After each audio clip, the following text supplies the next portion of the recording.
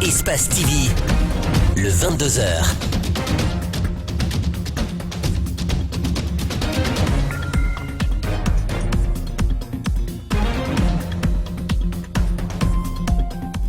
Bonsoir à tous, vous faites bien de nous choisir pour vous informer. Bienvenue dans ce 22h, dans un instant le sommaire.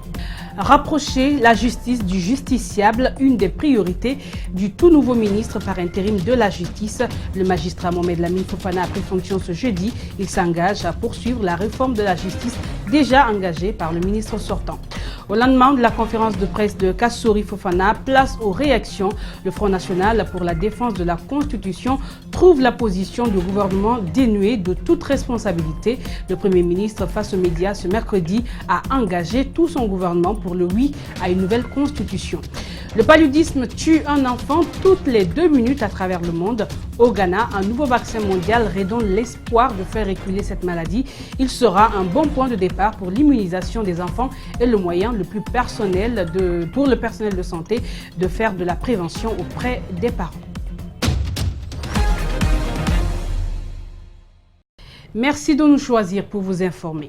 Mohamed Lamine Fofana, ministre de la Justice, garde des Sceaux par intérim, a pris fonction ce jeudi. Il remplace Cheikh Sako qui a démissionné ces derniers jours. Mohamed Lamine Fofana promet de faire de son mieux pour rétablir la confiance entre les citoyens et la justice. Améliorer les conditions de travail et de vie des magistrats figure aussi parmi ses priorités. Mamadou Saliouba, Abdoulaye Kamara. Après une longue attente, le ministre de la Justice par intérim fait son entrée, accompagné de son épouse et de quelques proches. Il salue les membres de sa famille, les membres du gouvernement et détermine ses défis.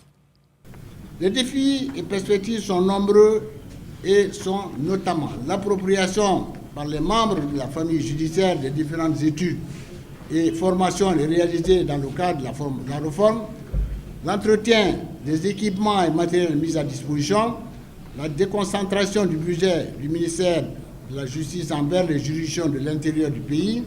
Mohamed Lamine Fofana est magistrat et auteur de plusieurs œuvres, dont La police et le citoyen.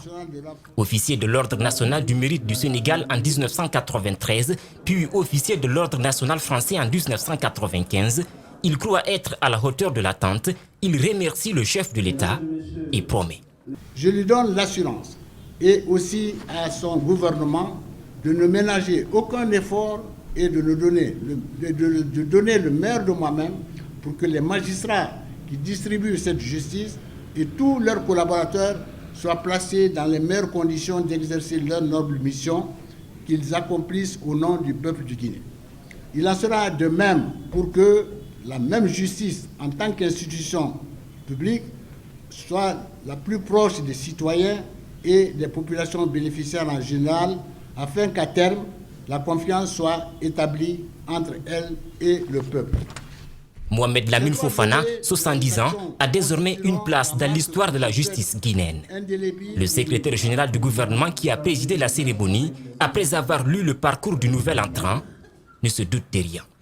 Il apparaît clairement que M. Fofana est un haut cadre dirigeant d'action, fidèle à ses convictions, pétri d'expérience, qui a su allier professionnalisme, rigueur et discrétion.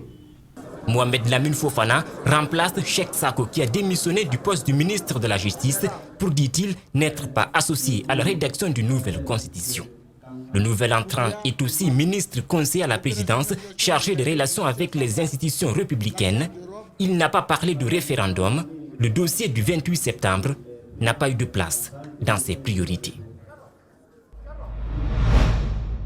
Oui à une nouvelle constitution, c'est la position de Kassory Fofana et de l'ensemble de son gouvernement exprimée ce mercredi à la faveur d'une conférence de presse, chose que le FNDC qualifie d'irresponsable. Le Premier ministre, lors de cette rencontre, a aussi fait montre de sa détermination à empêcher toute manifestation à Kaloum et sur l'autoroute.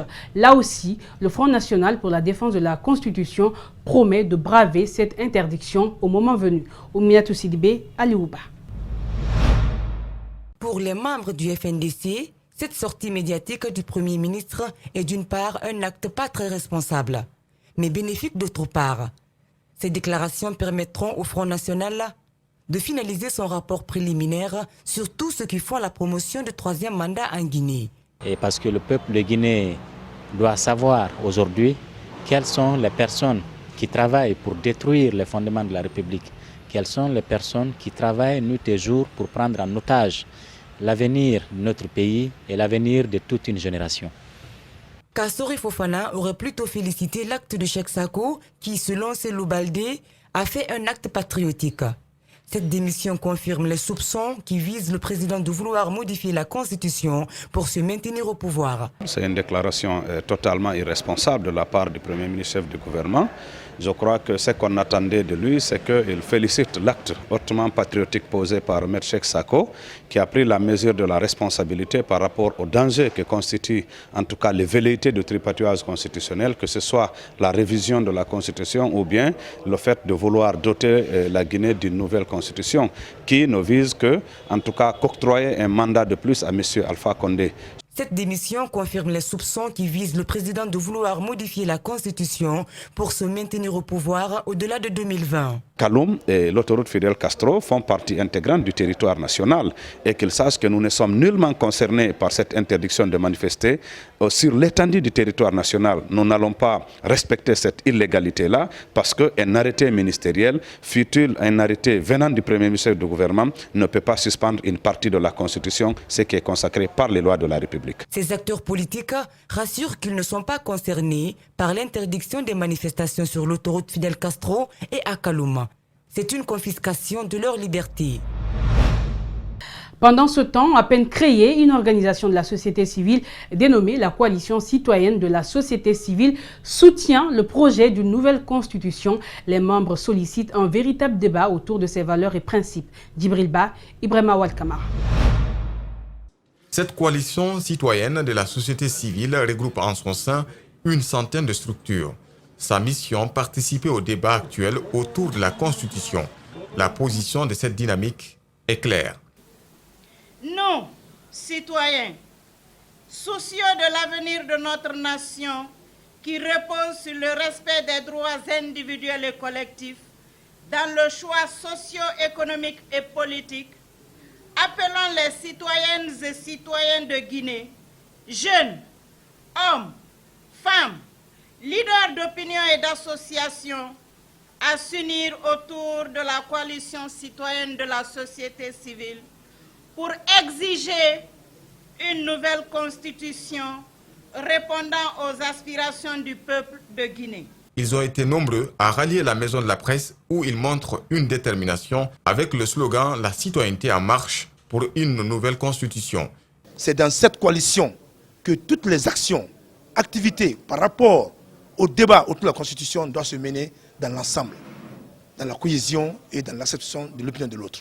Ahmed Sékou Traoré, loin du cocon des forces sociales, s'inscrit dans la logique de la dite déclaration. Il y a des enjeux, par conséquent, il reviendra au peuple au moment venu de contribuer de part et d'autre, choisir dans cette constitution ce qui l'intéresse et le proposer afin que cela soit adopté par qui de droit. Pour l'heure, la discussion sur les réformes de la Constitution occupe l'esprit d'une grande partie de l'opinion nationale. Après un an de gestion, Ibrahim Kassory Fofana estime que le pays a amorcé de véritables réformes économiques et structurelles visant l'amélioration des conditions de vie des populations. Mais des analystes estiment son bilan mitigé et un recul de la démocratie, notamment lié à l'interdiction systématique des manifestations. Reportage Mamadou Boye Diallo, Aboubakar Dine Kamara. Le Premier ministre Kassory Fofana devant la presse. Un exercice pour faire l'an 1 de son bilan à la primature. La gouvernance économique et financière, la sécurité, la quiétude sociale, le chômage, les infrastructures ont été au centre des débats. Sur le plan macroéconomique, le Premier ministre annonce un taux moyen de croissance de 10,2% sur la période 2016-2018. Mais ce taux est loin de refléter le pouvoir d'achat des ménages et leurs conditions de vie. Malheureusement, la Guinée s'est retrouvée en 2018 et jusqu'à présent, on a une croissance qui sillonne autour de 5%, ce qui est un échec. 2018, compte tenu de certaines difficultés que le pays a connues par rapport aux mouvements sociaux, aux revendications aussi politiques. La prévision de croissance a été ramenée à 5,8. Concernant la lutte contre la corruption et l'impunité, les avis restent partagés. Les premiers actes qu'il a commencé à poser dans le cadre de la lutte contre la corruption, c'est une très très bonne chose parce que la lutte contre la corruption a qualifié la gestion financière et économique. Ça a été une chasse aux sorcières, ça a été des audits ciblés, c'est-à-dire il y avait des personnes qui étaient dans leur viseur. La création de l'emploi pour les jeunes figure parmi les priorités du gouvernement. Ce pari est loin d'être satisfait, souligne François Faya Bournou. La politique d'emploi se résume au projet des partenaires au développement. Ça veut dire que le gouvernement n'a pas une véritable politique pour promouvoir la création ou soutenir d'ailleurs activement la création d'emplois en faveur des jeunes et des femmes. Le Premier ministre a échoué sur le front du dialogue social. Conséquence, le pays a traversé des crises syndicales et politiques. L'une des actions qui devrait être vraiment son cheval de bataille, c'était le dialogue social. Aujourd'hui, le dialogue social n'existe plus, n'est-ce pas? Vous voyez les partenaires sociaux, le syndicat qui n'est plus autour de la table avec le gouvernement. Le bilan de Kassory Fofana reste donc mitigé selon de nombreux observateurs. Mais des efforts ont été fournis comme la création de la Mamri, l'ANAFIC, des outils indispensables pour le développement du pays. Énergie pour l'amélioration de la desserte du courant électrique entre 2018 et 2019 à Conakry. La société EDG a bénéficié d'une subvention de plus de 2000 milliards de francs guinéens. C'est l'annonce faite hier par le Premier ministre lors de son passage devant la presse. Ibrahima Kassory Fofana est au micro d'Antoine Kourouma et d'Abdoulaye Kamara. Savez-vous que pour donner le minimum d'électricité à Conakry, parce que il faut dire l'essentiel de l'effort, c'est Conakry. Ça coûte au budget public, rien que sur 2018, 2019, plus de 2000 milliards de subventions. Retenez bien votre souffle, 2000 milliards de subventions. Si rien n'est fait pour faire changer un peu les prix, pour que les gens payent leur facture d'électricité, ça devrait nous coûter, à la fin de cette année, 2600 milliards, soit près de 300 millions d'euros, pour un gouvernement responsable. Si vous avez 300 millions d'euros et vous faites face à un arbitrage dans l'allocation des ressources, prenons quelques priorités dans le pays. L'électricité pour Conakry, les routes d'accès aux zones de production et de consommation, les puits, forages, les hôpitaux, etc. Si vous êtes donné de faire l'arbitrage en tant que gouvernant, consacreriez-vous ces 300 millions d'euros rien que dans la seule ville de Conakry pour l'électricité de Conakry-K, où tu feras l'effort, vous ferez l'effort de limiter la subvention. Fin ce jeudi de l'atelier sur la création d'un environnement habilitant pour les investissements fonciers responsables dans l'agriculture en Guinée. Les participants ont, au cours de ces 2 jours d'échange, réfléchi sur la problématique du foncier et de l'investissement agricole en Guinée. Ils ont aussi soumis des recommandations à l'État pour faciliter l'accès aux droits fonciers sécurisés en milieu rural. Idrissa Bari, Djibril Kabak Kamara. Au terme de ces 2 jours de travaux, la trentaine de participants a échangé autour du foncier et de l'investissement agricole en Guinée.